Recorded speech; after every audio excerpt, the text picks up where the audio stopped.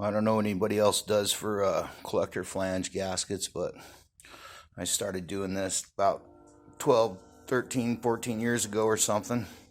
You got your, this is the other nipple for it.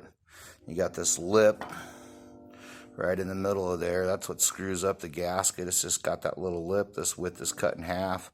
And then this is fighting against the other lip that was here.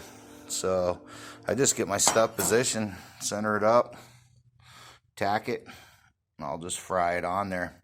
And then after it's welded, I'll come back in and grind this lip down to where it's all flash with this flange, which is what I already did here. I already welded the back, spun it the way you want to. Make sure you get this turned the direction you want. The first time I did it, I had one of these points, and it ended up being pointing right at my front drive shaft. It worked okay, but damn, it was close. Make sure you position that, and then pull it up tight. This one had a little rock in it, and it didn't sit flat. And this one's the same way. It's got a little bit of a, right through there, yep, you can see the gap. The flange doesn't quite pull down tight on this here because this isn't perfectly flat.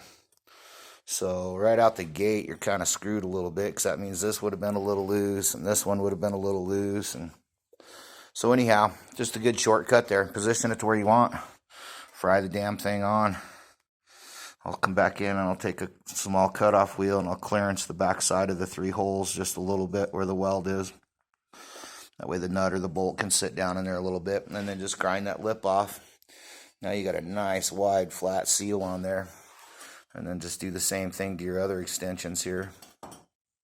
Works a lot better. I hate putting them collector flange gaskets in. The bolts are always corroded and rusted, and seems like every 90 days or so I was putting collector flange gaskets in. Even the black ones didn't hold out that long on my 4-wheel drive. So, but I did this last time.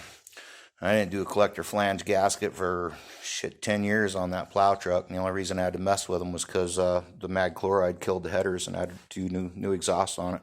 I just put all the new exhaust on it 2 weeks ago. So, but just passing this on. I don't know anybody else does, but this sure seems like it seals a lot better and lasts a lot longer. So if there's any way you can yourself, or you got a buddy or something that has a little wire feeder, fry it up. That's why I like this gasless wire. One of the main reasons I like it. I mean, that shiny steel there is from just taking the slag off with the wheel on the drill.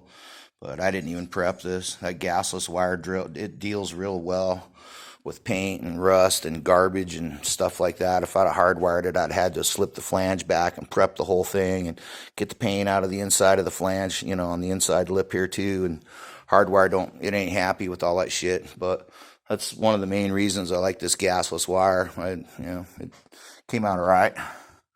There's a little glitch right there. Probably hit a little extra pocket of paint, but I just stuck it in the crack and fried it on around. Didn't grind off any paint or nothing. Pretty good penetration. Most all the way around. It was borderline coming through, so pretty much 100% reinforcement there. But anyhow, just passing that on. That sure seems to be worth its weight in gold as far as not having to mess with them collector flanges so often. Everybody be safe.